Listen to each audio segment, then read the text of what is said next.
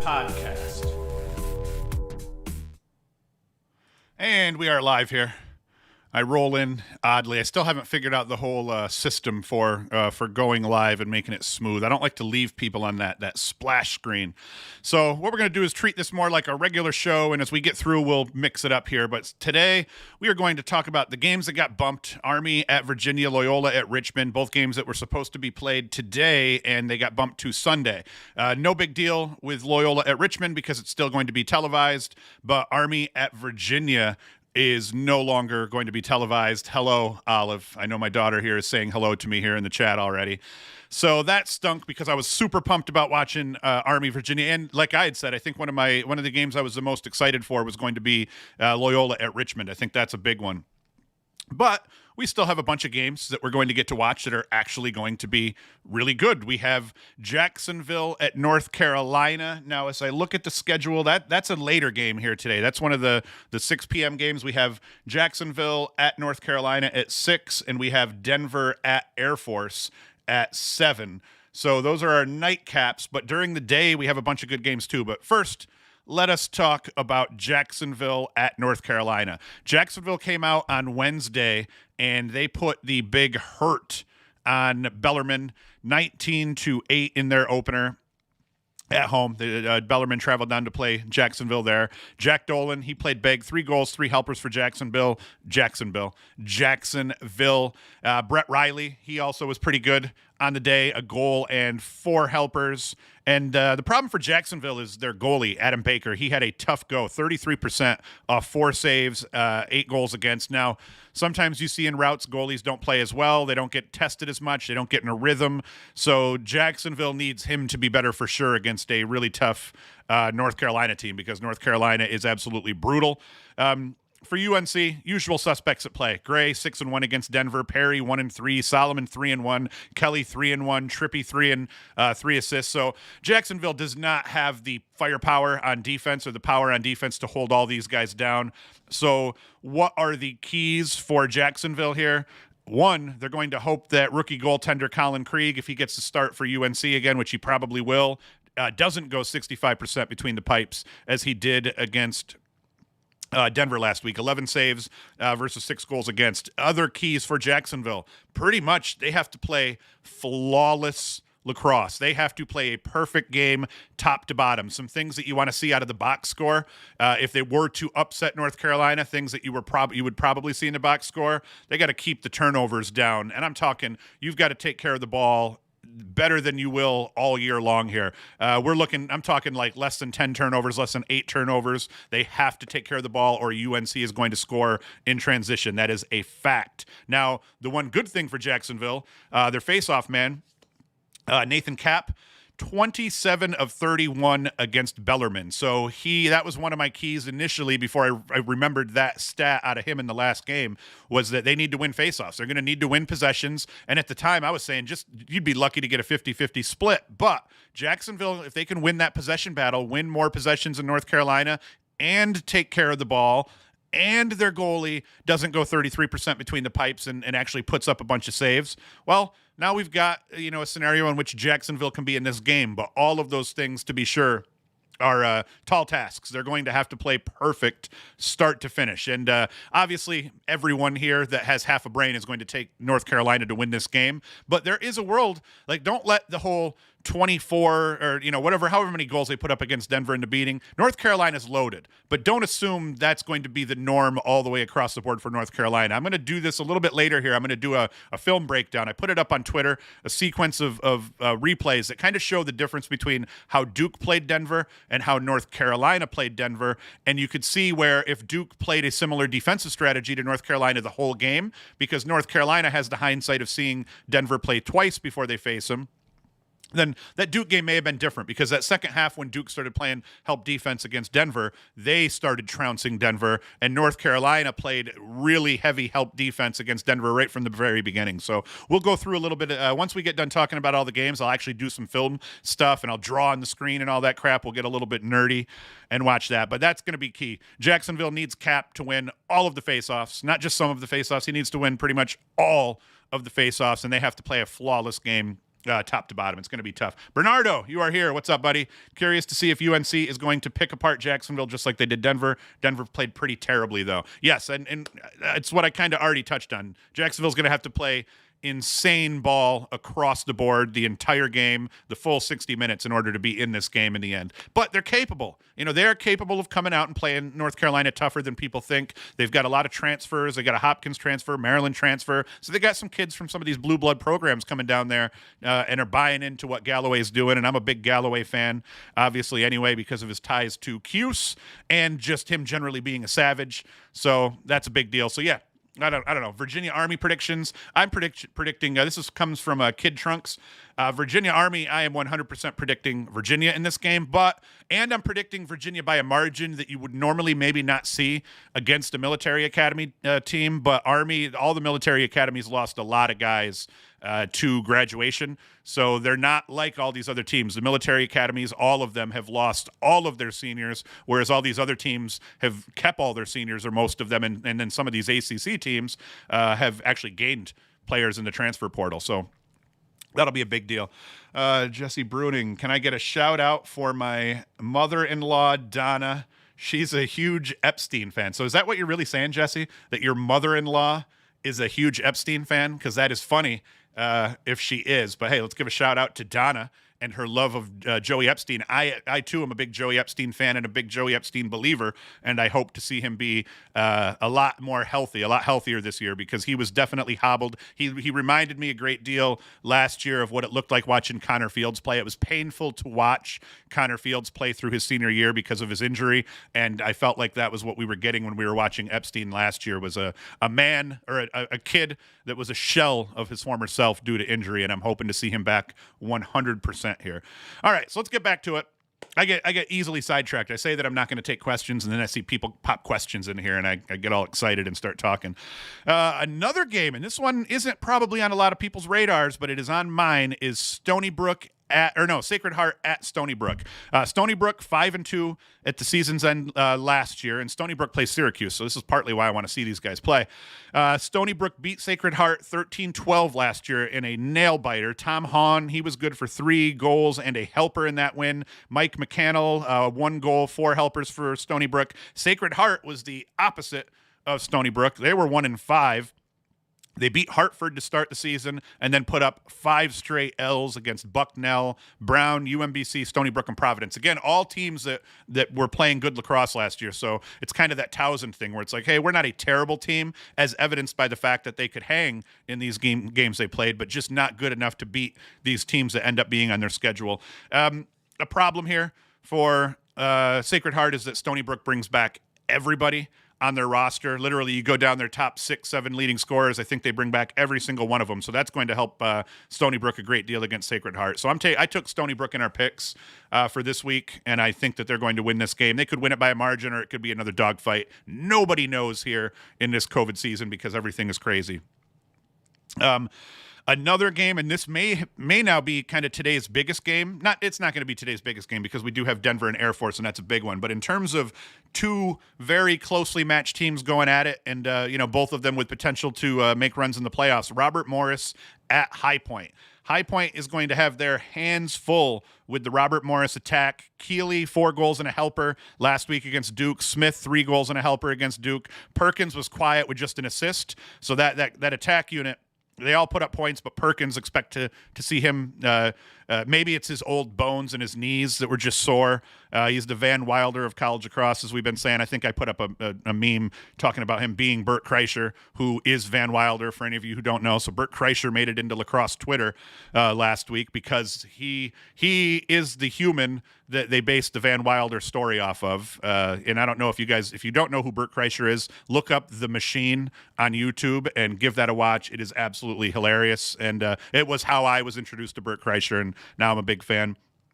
For High Point, keys, Asher Nolting. And the key to the win is just give Asher Nolting the keys to the ship. He's the man that needs to take better care. He needs to take better care of the ball. Nolting, in the season that he put up 90-plus points, he turned the ball over, I believe it was 72 times. Last year, after 8 games, assuming High Point was going to end up playing about 16 games, he was on pace to put up another it was, I think it was going to be like 66 turnovers. So maybe it was going to be down a little bit, but so was his point production last year. I think he was on his way to like 60 or 70 points last year when I expected him to be on his way to 100 points. I figured Nolting was going to put up 100 plus. As exciting a player to watch as any. The 2019 pace, he had 33 points at 8 games, which is great for a normal attackman. Nolting's not a normal attackman. If he has a good season, he should be at 80 plus points. If he has the season that I hope he has, he's going to be hanging in the area of 90 to 100 points. Anything below 80 points is going to be, I think, in his mind, his coach's mind, underachieving for him, or considered a down year, because Nolting is as electric as you get. Kid's got a great stick, really high lacrosse IQ. The only knock on his game would be he is a high risk, high reward type of player, and then where that comes into play, you turn the ball over a little bit. But he's a volume guy, and he needs some help, and he needs to get some help here from Hendricks and Buckshot. They need to step up and take some attention off of number 32. And then Parker Green, assuming he is in the net for High Point, he has to be better. I think he was in the area of 45% last year as they were playing through their non-conference schedule, about to get into their conference schedule. So I always say with teams like High Point, where they play really tough non-conference schedules, you're going to see a goalie in the 40s in that first stretch. But then once they get into their conference play and things level off a little bit, and they're not playing Maryland and UVA and Duke and all that, then they start to get up a little bit, and you start to see them get up near that 50, 51%. But he'll have to be better, because Robert Morris is legit, man. I think that Robert Morris has the edge because they have more leadership in terms of veteran players than High Point does, but Robert Morris does not have Asher Nolting on their team, so that's why I like High Point to have a chance. So I'd pick Robert Morris by a goal or two in this one. I think it's going to be a dogfight, but man, don't count High Point out. They could come up, put up 18 goals on Robert Morris and win this game. That's for sure. Let's see. What do we got here? Mason Bernardo knows who the machine is. That's for sure. Another game that will be interesting to watch today, because Providence was really good last year, is Providence at Bryant. Now, some had Bryant listed as a bounce-back team in 2021. I don't know if they would have, if they were 3-4 when the season ended, which is kind of off pace for Bryant. But if you looked at their schedule and the way that it was going to play out the rest of the year, they would have ended up being above 500, and they're always a threat to win their conference tournament. So I'm not thinking I'm not buying the whole bounce-back year for Bryant. I don't think they were necessarily down yet last year. Now, Providence did beat them by a margin. Providence was 5-1 at the time the season ended, and they did beat Bryant 16-9 in the middle of February, but a lot happens in between, middle of February and April. So who knows if they had met again later in the season, how that would have played out. Matt Grillo, 21 goals, 4 helpers. Dan Axelson, 11 goals, 3 assists. They're both goal scorers. Ryan Naraki, he can do a bit of everything from the midfield here. So, that's reason for Bryant to be happy. And then Bryant also, they got Duke transfer CJ Carpenter, 8 goals, 6 assists in 2020 for Duke. He was 21-7 in 2019. He is a huge pickup for Bryant. And actually, I'm sorry, that first group of guys was Providence. I'm rambling. So Grillo, Axelson, they're both Providence players, I believe. I didn't label them in my notes. That's pretty pathetic here. But then in terms of Bryant, on their side of the ball, they bring back everybody as well, just like Providence brings back pretty much everybody. Bryant does as well. O'Rourke, 26-7, McGovern 12-13, very balanced. And then you add Carpenter to that mix, somebody who's got experience playing at the highest level in the ACC against some of the best teams and defenses in the country, and proved that he could put up points in those systems. So, Bryant's good. And in this one, I'd take Bryant again, and I'd not by a margin, 1 or 2 goal game. I'd presume it's going to be, but I do like Bryant because I think that you bring everybody back, and then you add Carpenter to that mix. Carpenter is a really, really solid, smart ball player, and just a veteran. You get a graduate student to come in that's played at the highest level. Now he's your guy, one of your guys. I don't know that he's going to be their guy because they have some pretty good ballers already, but that's a huge add there for Bryant. Big deal. Let's get back to here. No more questions. All right. So one of the other things that I wanted to talk about here as we get into the Army and the Virginia game. The Army and Virginia game was going to be on the ACC network today. That gets bumped from today to tomorrow. And I guess it was field conditions. They must have something wrong with the field, the weather, inclement weather, or some crap down there in Charlottesville. I am not sure. But the game got pushed down to the practice field, and there's going to be it's going to be like it's 1995 again. We're going to have to go onto well, not even 1995, probably more like 2001, where you got to go onto the internet and watch the live score because this game is not going to be televised, which totally stinks because this is going to be a big matchup. Now, like I said, I think Virginia is probably going to beat Army by a small margin because Army has lost a lot of talent and Virginia has not lost any. But as all the other Big Cat, former D1 players that have had to play against the service academy say, one thing you know for sure, every member of that Army team is going to be in tip-top shape, and they're going to run all over the field, up and down. The advantage to Virginia is they have already played, so that's going to help them a little bit. They don't have game legs yet, but they're closer, and Army has not played yet. But it totally stinks that we're not going to get to see this game in real time, and we're going to all have to just watch. I guess Virginia is going to put highlights out as they happen through some portal of their website, but big disappointment there. And then the other game that got bumped was Loyola at Richmond was supposed to be today, and that got bumped to tomorrow, but that is still going to be on TV for us all. So that is big news. And then as I go through, I can look at the schedule over here as well. And we have more games here. Let's see. UMass Army was the one that got canceled. Villanova, Delaware got canceled because of Villanova's COVID issues. We have St. John's at Hofstra.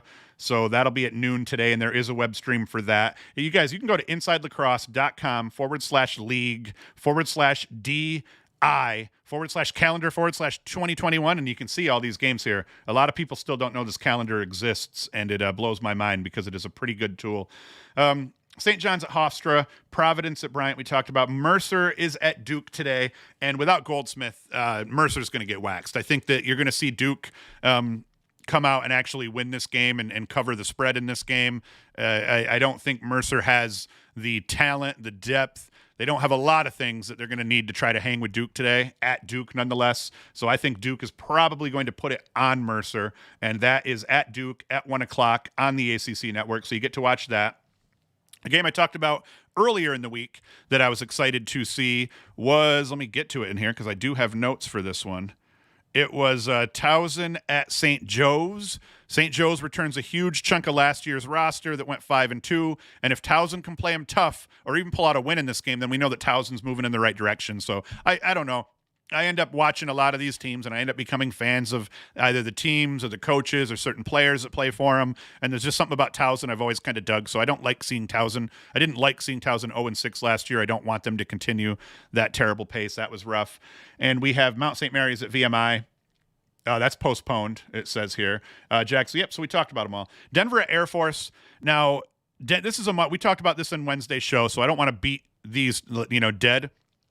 But once again, service academies, all lost players. Air Force lost players on both the offensive end and the defensive end. They do return Brandon Dodd. He's the kid last year that tore it up. I think it was against Duke early in the year. He went 11-16 last year. Ethan Grandolfo 10-4. Quincy Peen 9-1. So Air Force has talent, and once again, Air Force is going to run all over the field against Denver, and Denver's already kind of down here. Denver barely beats Utah. Denver goes out and has a big lead against Duke and totally blows it and has their hearts broken there. Then they go to play UNC that same weekend, and they get absolutely waxed by the Tar Heels. So a really bad trip to Tobacco Row for Denver.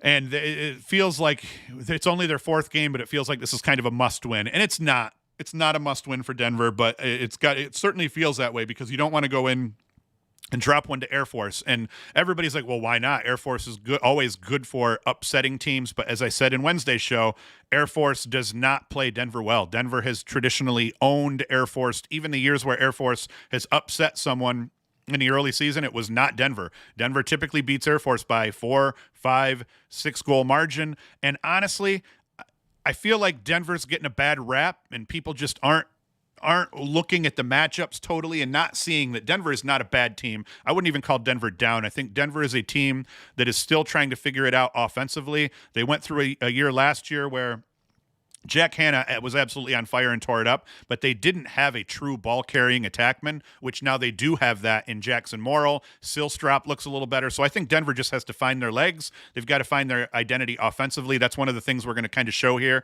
is the difference between how Duke and UNC played Denver, so you'll get a chance to see that Denver, they don't lack Dodgers. They don't lack athletes. They're getting they're getting steps on their guys and they're beating their one-on-one matchups. They're simply not moving the rock after that and finding open men. As they said in the Duke game, the Duke game against Denver, it looked like Duke had poor spacing surrounding Sowers. So as Sowers is trying to do his thing where he tore it up last year at Princeton, wasn't working out in that Duke game because their spacing's off. They're playing with some young guys around him. Once they get Robertson back, I think that'll help Duke a little bit because he's that veteran guy that might know where to be off ball a little bit more effectively.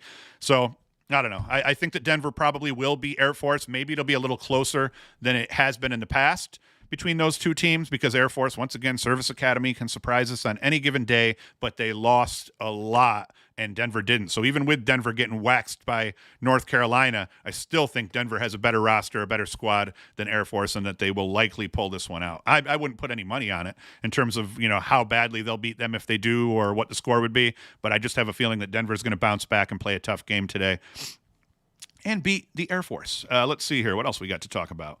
We have the Loyola Richmond. I got into that Wednesday, but we'll talk a little bit. That's going to be a huge game because both teams return everybody. Both teams lost a guy or two, but for the most part, they both bring back everyone on offense, everyone on defense. We've got Olmstead and Lindley for Loyola. On the offensive side of the ball, we got McNulty with his long pole running around between the boxes, beating people up and picking up GBs. Savio at the faceoff X is going to be the big deal for Loyola in this game. If he can win these possessions, that's going to automatically give Loyola a leg up on Richmond because these teams are so evenly matched. If they can find any area on the field where they can get an advantage, where either team can get that advantage and a leg up on the other team, that's going to be huge. So I don't know. I'm not even picking one in that one. I know I did on Wednesday, and I've already forgotten who I picked on Wednesday. But I think I may have went with Richmond, and now I can't remember. But I like Loyola too. Let's get to questions here. Oh, what do you think about Duke from Norberto de Hoyos Jr.? I butchered that name, buddy. I'm sorry. I think Duke's really good. I think Duke. What people are forgetting about Duke is Duke always starts the season slow. And sometimes they lose some of these early season games, and the first two games they've won. They just didn't win by the margin that people thought they were going to win by, but they didn't lose. So that's the key. So I think Duke will figure it out. They got to figure the spacing out around Sowers and all of that, but once they do, they're going to be deadly. Bernardo's asking, Denver has to win this game. Yes, Denver needs this game even if it's just for the morale boost. And even if they only win a close game, winning the game is going to be huge, and just playing well, trying to put together a full 4 quarters for Denver, that's going to be important because they have not played a full 4 quarters. Utah started out terrible, finished the game okay and win it. Against Duke, started out insanely hot in the first quarter, played okay in the second, didn't show up at all in the third, and then kind of tried to rebound a little bit in the fourth. Denver needs to play a full game. Do you think, from Micah Bush, do you think Brennan O'Neill, and Mike is a longtime friend of the pod, do you think that Brennan O'Neill will take the starting spot over Robertson when he is back? That's a tough one because O'Neill is filthy. This is one of the issues I thought Duke was going to have early on is how do you get all these guys that are coming back at time mixed in with the new guys, especially like O'Neill. O'Neill looked incredible against Denver.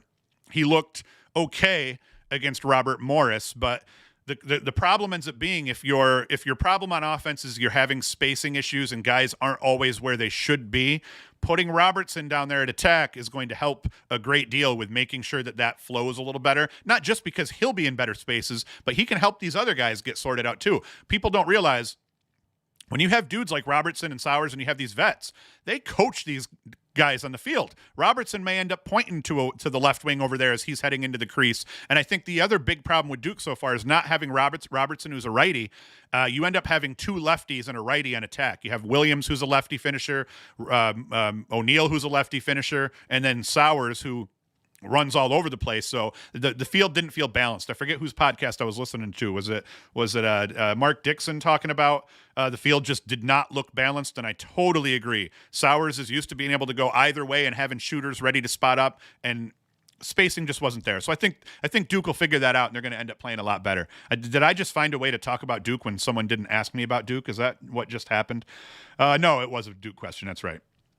Let's see here. Tyler Siniski, thoughts on the America East Conference. I'm from Vestal here. I live in Vestal, so I'm right down the road from Binghamton University. So I end up getting to catch one or two America East games each year. I got to get some water before I start lisping.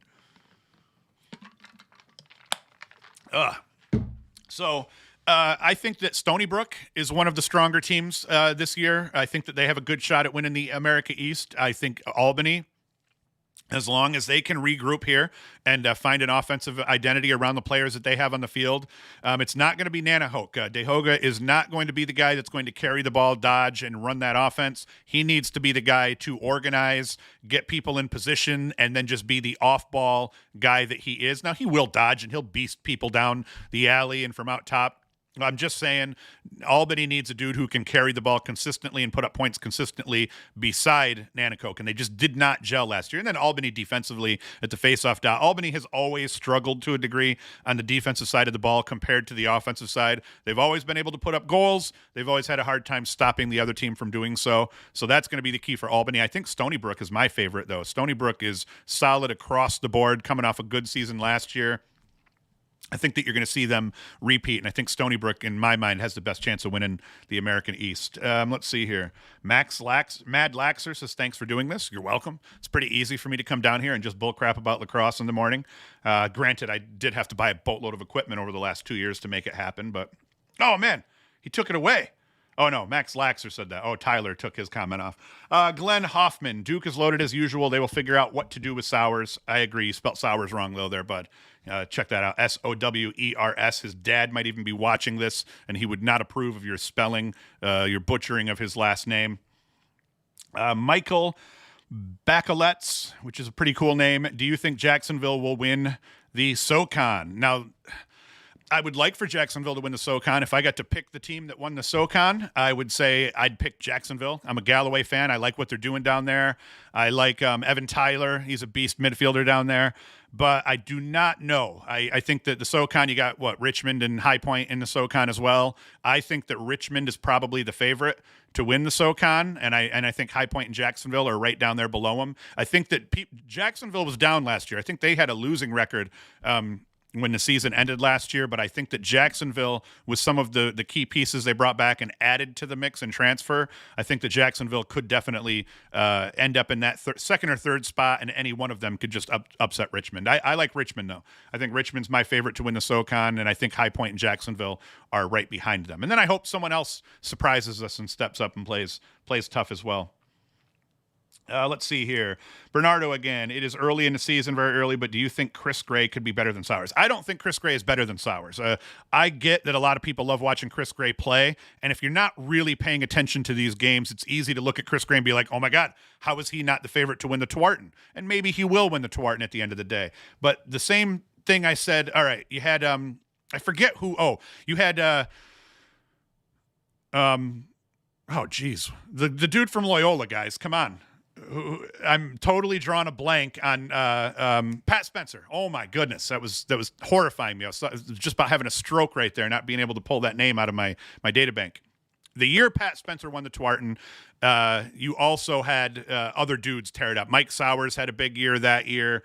And the reason that Pat Spencer won the Tewaaraton that year was because the way he did it was different. He did it all. He carried the ball like an absolute madman. He dominated every matchup he had. He put Loyola on his shoulders in that run into, I think they made it to the, quarterfinals. They ended up beating Syracuse in the playoffs, and he absolutely decimated the Syracuse defense in the playoffs that year. So I think that the difference between Gray and Sowers is that, yes, Gray could win the Tewaaraton. Gray could put up ridiculous points. UNC could end up going further in the tournament than Duke. There's a 100% of world in which Gray could end up winning the Tewaaraton. I think that the difference is going to be when you watch how Gray puts his points up versus how Sowers puts his points up. Gray relies on his teammates more. There's nothing wrong with it, man. It always ends up sounding like I'm trying to shit on the guy that I'm trying to say isn't as good as somebody else, and that's not the case here. Like Amet. The year Spencer won it, everyone is like, well, this should be the year Grant Amet wins it because Amet had a huge year that year. But Spencer did it differently. Amet stood around a lot just throwing dimes to people's sticks, whereas Spencer carried the ball, fed the ball. He had to do everything. If you watched all of their games, you could just see that one guy was trashing on people, and he was making it look easy, amen, but he was doing it within a system, whereas Spencer was the system. And I think that's the difference between Gray and Sowers. Gray is an incredible lacrosse player that you could drop almost anywhere, and he will figure out a way to put up points because he's going to play within that system. He's going to carry a little bit, but he's going to do a ton off ball, in transition, man up, all that stuff, whereas Sowers is going to sting you everywhere, all over the field. They're two different players. And I think if you polled every Division I coach in the country, there might be 3 coaches, Gray's old coach, Gray's current coach, and maybe some random straggler that would say, oh yeah, I'd take Chris Gray over Mike Sowers. I think almost everybody in the country, any real lacrosse coach, and it's loaded the way I said that. I don't mean it that way, but I think most people are going to tell you Mike Sowers is the man. Whether he wins the Tewaaraton or not, doesn't matter. He is the man. He will end up being the number 1 draft pick, and he'll go down as one of the greatest college lacrosse players of all time. I sing his praises all the time. I'm sorry. I got to stop, but I can't. What else we got here? Have you heard about that new face-off guy from Stony Brook? I haven't. I have no idea who you're talking about, but I'm going to watch him today. So by the end of today, I will have heard about that new face-off guy from Stony Brook, and hopefully he is as good as you are advertising right here. Let us do something funky here now. I'm going to probably come back here and we'll talk a little bit about some D2, the D2 schedule a little bit. Not that I know what's going on with the D2 or D3 schedule, but what I want to do is show my screen here. And what I want to do is kind of go through why I think the way UNC played Denver is kind of giving us a little bit of a false view of what Denver really looks like here. Let me get and make sure I have all my crap in order. All right, so you guys are seeing the screen here, it looks like. I'm going to make sure I have my pointer here so I can draw on the screen. Oh, that worked too. So we're already doing good. Okay, so what I want to show you guys here is Duke, by definition, Duke on purpose did not slide in the first half against Denver. Maybe towards the end of the first half, they started to kind of come halfway, but UNC, I'm going to show you, was automatically sliding right from the opening faceoff. If a guy was going to the rack, UNC was simply sending help automatically, whereas Duke didn't do that. So let's watch this play out first, all the way through. No help. And I mean, on this one, you could make the argument that nobody knew to come, because as he's going here, what we'll see is this guy, Walker purposely takes his guy out of the way so that he can come up here and wrap. We've got the crease guy here. He's not really, JT's not fully in position, but to pretend that JT doesn't know he could go here and that he does have help here and they've got help here. So let me erase my writing and we'll watch it again and you'll just kind of see as they go through. No help comes. And I mean, if you see it, normally you'd kind of be like, hey, I see that this guy is getting beat. He sees it. He's kind of watching, and they make no effort. What you would normally see if a team was supposed to slide to give their buddy help, you'd see them at least take a step in that direction and get ready. No attempt in any manner to go right there. Now, here is another play. Oh, I got to find it here. Hold on. I lost him. I figured that this would end up proving a little bit problematic as I was trying to go through training. Here we go. Okay, so the next play I'm going to dial up for you. Now, this isn't the same thing because that's a backdoor cut. Let's watch it again. Backdoor cut. But what I want you to see is once he gets this ball, look at what happens here. Tell me JT doesn't know that this guy is roached here and that he could help. And we've got a guy here. Technically, I believe if JT were to go, this guy should probably be backing up. This guy should be sloughed in. Duke is purposely kind of extending out. You see JT can see. He's standing there like, do I go? Do I go? He doesn't go. And then the result is a score here. And nobody goes. Let's watch it from another angle, though. This is why I don't think this was an accident. Duke simply played played Denver different. As you see, we have a bunch of guys that can see that this dude is beat and that Morrow's going to come up here and get a shot off. JT decided to back out. I don't think they would go from the crease because that's just too easy of a feed. Duke often will go adjacents. This guy doesn't even make a step down there. It is very apparent He is about to get roached, doesn't even make a step down, because if he started to go, this guy could feasibly get over and disrupt the shot here out of Hannah. So this is why, like I said, I think that by design, see, nobody tries to go. I think by design, Duke wasn't sliding, and that is it. We're going to see yet another scenario. And this is a good example as well. Morrill goes. And this one, once again, it happened quick, but let's watch the replay. We're going to watch. I think I have the replay worked into this. All right. He has a step. We've got two guys on the crease here. We've got two guys chilling in the crease area and an adjacent. This guy's starting to head over here, and they don't even make a step towards the ball. They just let this poor guy die on the island. And my argument here is Syracuse does this, Duke does this. I even talked to a former Duke player about it, saying, hey, am I wrong with this take? Once again, now you start to see them adjust a little bit. You started to see the adjacent try to come down. This is towards the end of the second quarter after they realize, all right, we can't win these individual one-on-one matchups. We tried. And the whole idea with why the hell would you ever put a guy on the island like this? The idea is if you can win these individual matchups and not have to go into your help defense and slide, you will beat that team up. And more importantly, you improve a lot more when you really test your poles. If you don't test your poles, they're not going to improve during the game as much in their one-on-one play.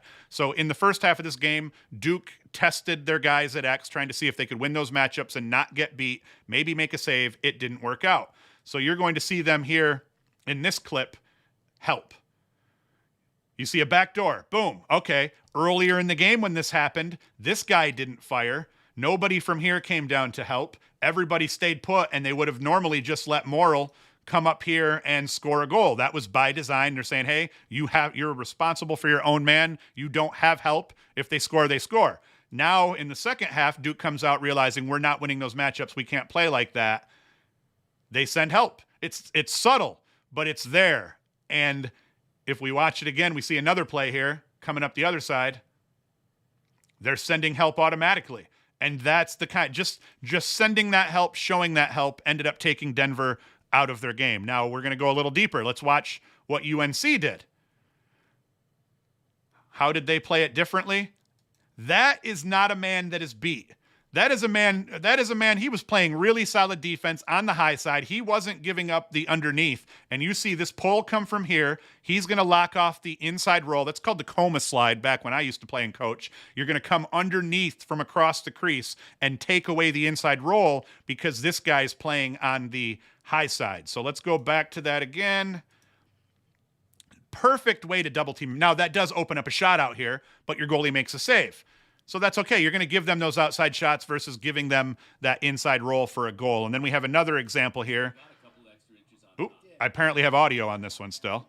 Same thing. Notice the shorty is staying on the high side. The pole is coming underneath, and he's going to take away this side. So they're pinching him in, and then they have help from the middle of the field. This guy's going to back up everybody else. So it was a night and day difference the way that these two teams played. Duke, let me let that one play out for you. So my argument is simply North Carolina came out. They got it. They gave up a shot off that help, but it ended up being a save. That's what you want to have happen. You want to test your matchups, and North Carolina didn't. So I make the argument here. Let me get back to me. One of the arguments I made in this case here was who got better overall as a result of this game. Obviously, the UNC offense got a lot better because they roasted Denver in every way. But defensively, in the first half of that game, Duke's defensive players got workouts in one-on-one matchups with no help coming, knowing that no help was going to come, and they were on an island and they had to play. North Carolina didn't even give their guys a chance to win those one-on-one matchups, and they come out and they're throwing auto help all over the field. And does that improves your team defensive strategy? And when you're playing teams where you are going to have to slide all the time, that helps. But you could see throughout that game that North Carolina didn't test their poles nearly as much as Duke did. I'd posit that if Duke came out and said, "Hey, we're going to help for everybody. We're going to send help automatically for Denver, knowing that Jackson Morrill can beat us and that a couple other guys could." If Duke came out and played that way, do they win by a margin as well because they don't give up all those easy goals that they gave up as they were trying to feel Denver's offense out? Maybe. I know, once again, a lot of people are thinking I'm on the hate UNC bandwagon. I am not. I'm going to enjoy watching them play today. I loved watching that Denver game, albeit I was a little bit uncomfortable watching it because it's just not normal seeing Bill Tierney coach team take beatings like that. And I like watching Denver play. Let's get back here into the questions. Face-off guy here. Blah, blah, blah. When the rest of Duke's attack figures out how to play with Sowers off ball, this is from Jesse Bruning again. He's going to be back to the 10-plus points per game. I agree. I don't know that he'll get to the 10-plus points a game, though, because I don't know with the talent that Duke has that they can let him hold the ball the same way that Princeton let him hold the ball. If you watch the Penn State offense over the last 2 years with Ament, a lot of Ament holding the ball and other guys doing all sorts of off-ball motion while Ament just kind of hung around and waited to throw those passes. I was very critical of Ament in the sense that I felt like I wasn't 100% sure his skill set would translate to the next level. Stupidly. I admit that was a stupid take, but when you watched the games, it was almost way too easy. Like he looked way too easy. He would literally stand there, feet planted, and just feed a dude on the crease. Now, once he made it to the PLL and was still doing the same thing, then you really got to see that this dude is a next level feeder. Like, this guy throws passes, puts the ball right in the breadbasket for these guys. I mean, he really is next level. So, but Sowers is going to have to, Sowers always has had to do more work to make that happen in the systems that he's played in. And I'm not sure Duke is going to be a system that's going to let him put up 80-plus points or 90-plus points. I think he's probably going to be good for 4 to 6 points a game once they get things rolling like that. But he just doesn't need to put up 8 or 10 points in this Duke offense because he can very easily bump the ball to O'Neal, who could bump the ball to Williams, and he scores. I mean, Duke's got way more weapons offensively than what Princeton had. Princeton had a perfect complement to Sowers last year in his senior year there. It's just a little bit different here. Let's see here. Goob Scraggy says, I'm taking Robert Morris, UNC, and Air Force. I am taking Robert Morris, UNC, and Denver. I'm not going to take Air Force over Denver. Goob Scraggy, just look at their roster. Compare Air Force's roster last year to Air Force's roster this year. On attack, they were loaded. They had Dodd down there, and then they had 2 other attackmen that were very capable scorers, and they may plug and play. They may be able to pop another kid in there, and he'll put up 30 points on attack alongside Dodd as well, but they lost a lot. Denver didn't lose anybody and added people. And Ty Stevens just hyping up Jesse, saying, right, Sowers is unreal, which I agree with. Sowers is absolutely unreal. So that's it, guys. We're approaching 10:42 here. I've been rambling for 42 minutes about lacrosse now. As always, be sure to, oh, crap, what I forgot to do, T-shirt time. We're going to start doing this every weekend. These are old T-shirts that I literally had printed like 10 years ago. Back in the day, they've just been sitting in a bin, not collecting dust because they have been in a bin and taken care of, but I have a boatload of these T-shirts. So every weekend, I am going to randomly grab a commenter out of here, and you get the T-shirt. I cannot guarantee your size. I do have pretty much everything. So what I'm going to do here, I'm going to put you guys in the randomizer. I got a little randomizer app here. Let me copy all these out. Boom. All right. And let us see who wins the T-shirt. And it's Jesse Bruning. How do I pronounce that, man? Can you spell that phonetically for me in the chat here so I stop butchering it? Because you're always commenting, and I know you've been a long time listener and watcher and all that crap. So, Jesse, you win the LaxFactor T-shirt. You can hit me up on Twitter or Facebook or some crap like that. Let me know the size and how I can get it to you.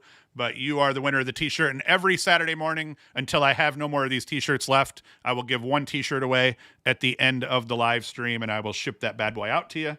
And then, as always, you can go to LaxFactor.com.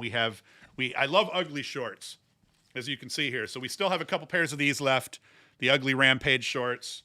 We have other shorts. We have the Maryland flag shorts for all you Maryland-loving losers. I don't hate Maryland. I'm a Cuse fan, so and an upstate New York guy, so I got to slam Maryland a little bit. So you can go to LaxFactor.com, support us by buying some gear there, or just like, subscribe, and all that crap. Share these videos with your homies and stuff. Let people know we're here every Saturday morning through the season at 10 a.m. doing these live streams, just talking lax and answering questions and crap. So that's it. As always, thank you for watching. I'm not going to say thank you for listening because this will not go out to the audio podcast channel because we do too much visual crap in this. And that's it. I will be back tomorrow morning. Tomorrow morning about 10, 11 a.m. We will have the recap show, recapping all of the games from today on Saturday, and then we'll try to cover some of the other games here that are happening on Sunday. I may end up, like I said, moving the recap show from Sunday to Monday because there ends up being enough good games on Sundays now that I don't want to miss them and not recap those as well. So for tomorrow, recap show happening Sunday morning, but we may end up moving that to Monday, and I'll let you all know. So thank you. Thank you for hopping in here and entertaining me here this morning. And as always, Hoost is out. And now I got to do that weird thing where I